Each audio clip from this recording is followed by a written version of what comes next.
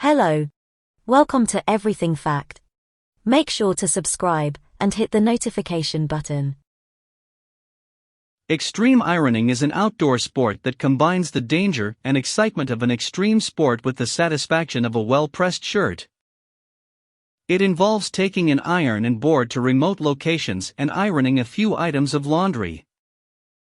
This can involve ironing on a mountainside, preferably on a difficult climb, or taking an iron skiing, scooting, or canoeing.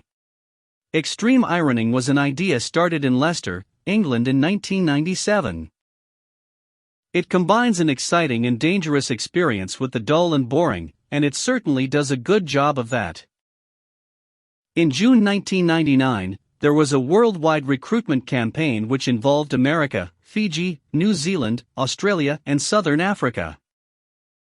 This led to Extreme Ironing International, which was when it was first recognized as a sport.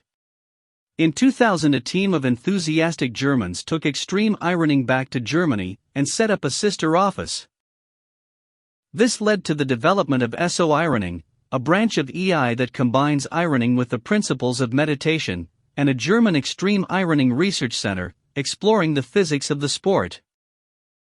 In 2002, the German Extreme Ironing section organized the highly successful World Championships in the village of Valley near Munich. German ironist Hot Pants won the individual event, and a British team won the team event. The World Championships have lit the touch paper for the worldwide expansion of extreme ironing, with a number of other nations including Austria, Croatia, Chile, and Australia demonstrating a flair for the sport. If you're wondering what would I need to do to start this? Then look no further.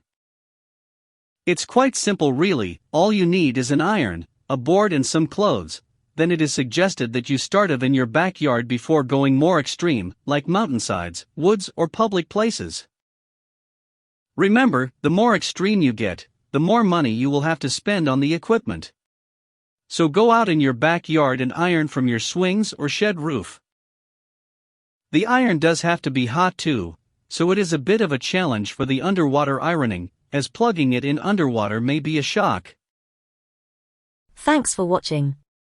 Don't forget to like, subscribe, and hit the notification button.